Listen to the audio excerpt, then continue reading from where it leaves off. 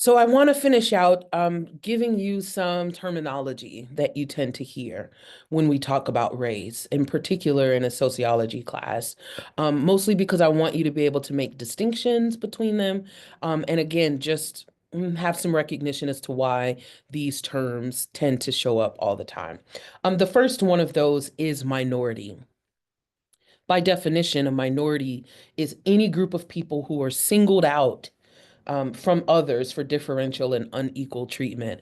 It is not the same as minority when you're talking about numbers of something. It is not the lesser part of a number because you can be in a place that has the majority of the population could be a minority group of people, right? So minority is just any group of people who are singled out from others in order to receive differential or unequal treatment. It calls into question again that stratification system. Who is at the bottom of that stratification? Who is set aside as a minority? It says something about the things that are going to be available to them in terms of their life chances and what their consequences are going to be. Ethnicity and race are not the same. Ethnicity is distinguishing a group of people who share a culture that might be their heritage, their language, their religion, but there can be a lot of other things that sort of designate an ethnicity. The thing that's important to remember about ethnicity is that it is not necessarily national origin, because there are in different countries multiple ethnicities, right? So to be of a particular national origin doesn't make you part of the same ethnicity as someone else. Sometimes you might recognize ethnicity as even larger than national origin, for instance. A Pan-African ethnicity, for instance, might include an identification marker that multiple people from multiple different ethnic groups from multiple countries in Africa, for instance, will consider. Usually, ethnicities are identifications that are chosen or understood by the group of people who have that, who share that ethnicity, right? It's harder to just assign someone an ethnicity and then say that that's your ethnicity. That's usually an identification marker, or tends to be an identification marker that the people choose and select themselves, particularly when you're talking about pan ethnicities, or again, multiple ethnicities that might show up in a single nation. So those names are not to be used interchangeably. Race and ethnicity, we tend to jumble them together, but they're not the same. Ethnic groups and minority groups are not the same. Minority isn't just a matter of the numbers of people. It says something about their social condition having been singled out for any particular reason. I also want to make some distinctions between the words stereotypes and prejudice and discrimination. A stereotype is an overgeneralized, oversimplified sort of understanding about a group of people. Oversimplified generalizations about groups of people is the definition that you get from a textbook. The thing that's important to remember about stereotypes is that they don't have to be negative. When we use them or hear about them, they tend to be negative when we're talking about another group. And ironically, sometimes they're positive when we're talking about ourselves, or at least partially positive or endearing when we're laughing about ourselves. But it's just an oversimplified generalization about a group of people. It says nothing about the individual members of that group at all. It's not, it kind of trickles down to the group, and has nothing to do with individuals at all. The thing that the reason why that's important to understand stereotypes, again, is not inherently negative, is that particularly when you think about the connection between stereotypes and profiles, is that profiles tend to be based on data, whereas stereotypes not so much. They're impressions, or they're so oversimplified and overgeneralized that they're not based on the compilation of information to create a profile. So we use profiles in our lives. It's not the same as stereotyping. Do we use profiles to understand people or groups that we don't necessarily see in front of us? Absolutely. But we develop profiles differently than we develop stereotypes. Stereotypes, as far as the brain is concerned, isn't necessarily a bad thing. It's important for you to understand or recognize danger when you see it, right? So we do take for granted the combination of things, right? Um, but that's if we're talking about safety and security, maybe quickness of decision. It's not the same thing when we're talking about people.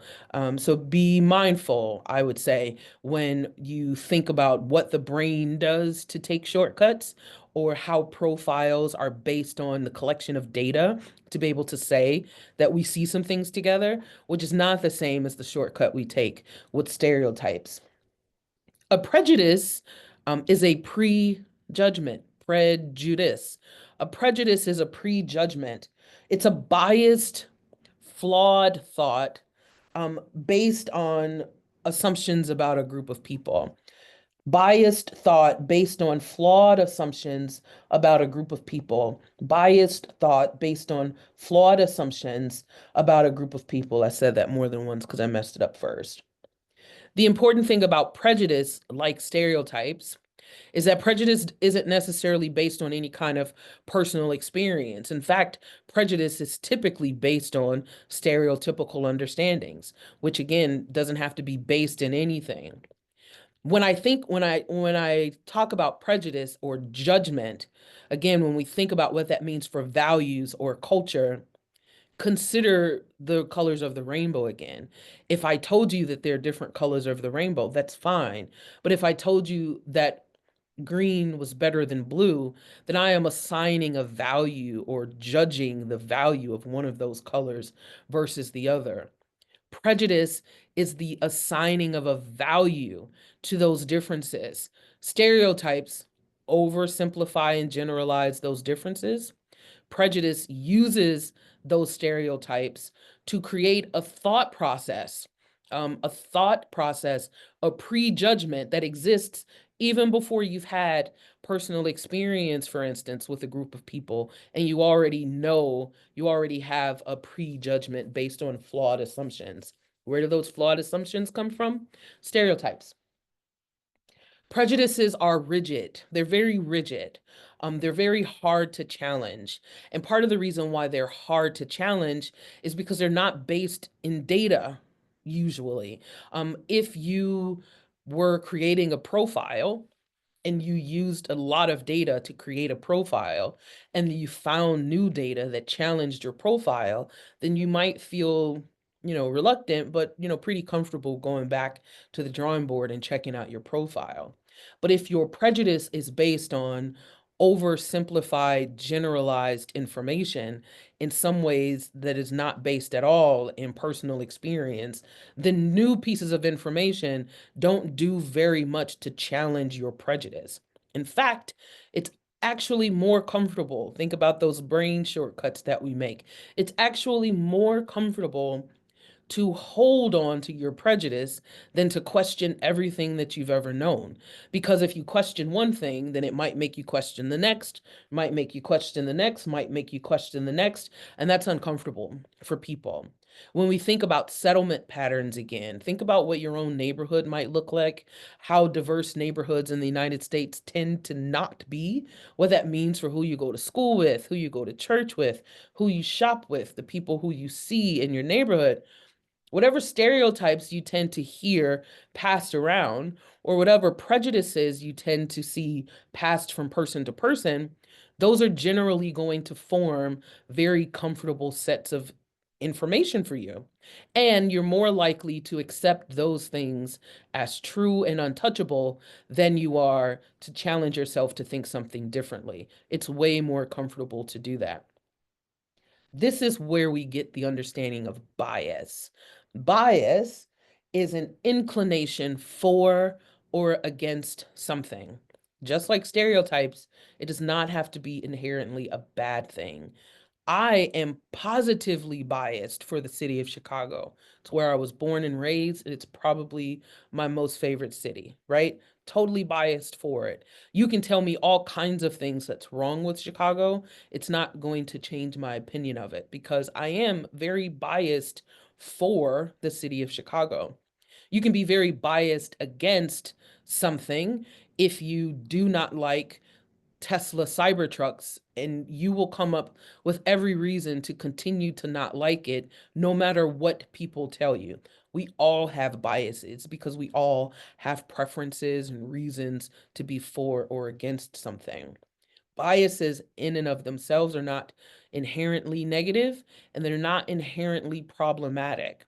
What's important about biases when we're thinking about things like stereotypes and prejudices is that stereotypes, oversimplified generalizations about people, are used to develop and situate prejudices, prejudgments about the values of people based on oversimplified ideas and not really able to be touched by new pieces of information. And so it forms the biases that we have. When we have those kind of biases, again, like me in Chicago, we tend to have a tendency to notice, focus on, or give greater credence to evidence that fits with our existing beliefs. That's called a confirmation bias. It's a cognitive trick our brain does. If I don't like Tesla Cybertrucks, then I'm going to pay attention to all the ones that break down on the side of the road. See, I told you, terrible. Terrible trucks. I hate those trucks. I'm going to see all of those. I'm going to count how many of those I saw on my road trip. I saw 5 of them broken down, but I'm not going to count how many I saw driving perfectly fine, right? Because the way that bias works is we look for things, or we have a tendency to latch on to those things that confirm the bias that we have, not look for those pieces of information that's going to challenge the bias that we have. So prejudices that we have are very rigid. They're very hard to break because we have a natural human tendency to focus on those things that confirm our bias and not even notice or pay attention to those things that don't. And to add to that, prejudices are prejudgments usually not based very much on information in the first place. And what's going to confirm our biases are all those significant others around us who believe the same thing, probably the ones who taught us whatever it is that we believe, right? And notice, I'm still not telling you that your prejudice is a terrible thing or that your bias is a terrible thing. I've got prejudice that people are good. It's still a prejudice. I'm not ashamed of it, but I got it, right? And I'm probably going to focus on those things that confirm my bias. And I'm usually going to surround myself by people who believe that and not really like people who are distrusting of folks right away, right? So the overgeneralization of people, those stereotypes that create and form our prejudices, is not an inherently negative thing. We do have bias. We all have bias.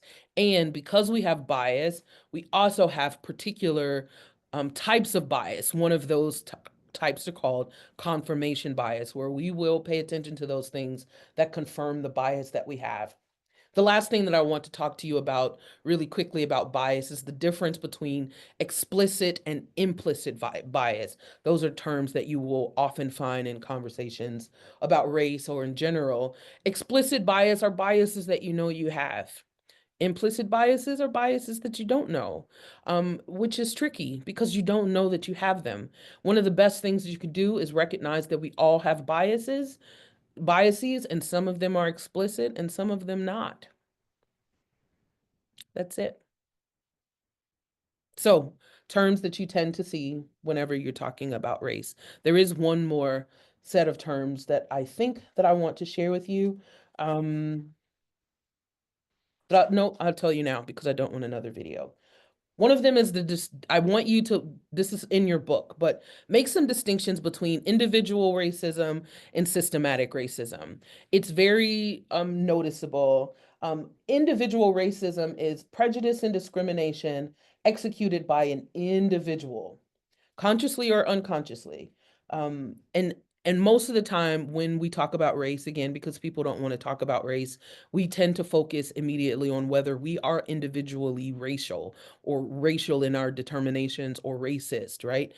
That's individual racism. We're not often talking about individual racism any longer, right? Another type that's more likely to be talked about is structural racism or institutional racism or systemic racism. And that is when systems and structures have procedures or processes that disadvantage racial minority groups. Again, remember, think about the redlining process.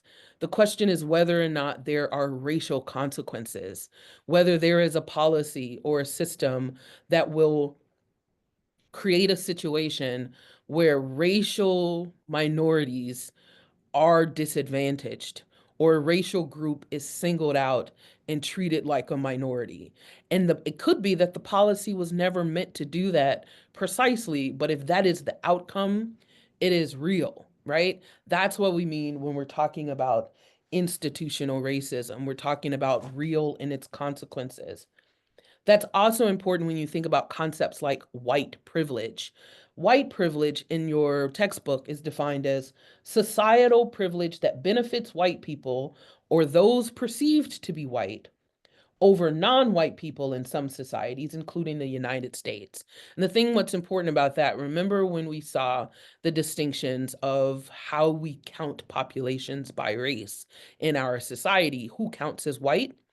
Who is white, who's perceived to be white. The question of white privilege isn't whether or not white people have created a privilege for themselves at the expense of others.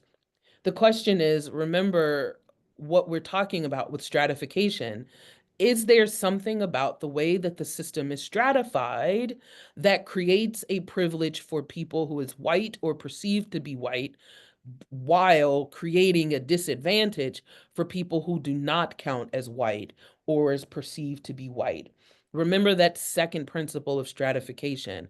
Stratification is a characteristic of society, not of individuals. So when we talk systemic racism or institutional racism and white privilege, we're not talking about individual racism and the individual decisions that people are making.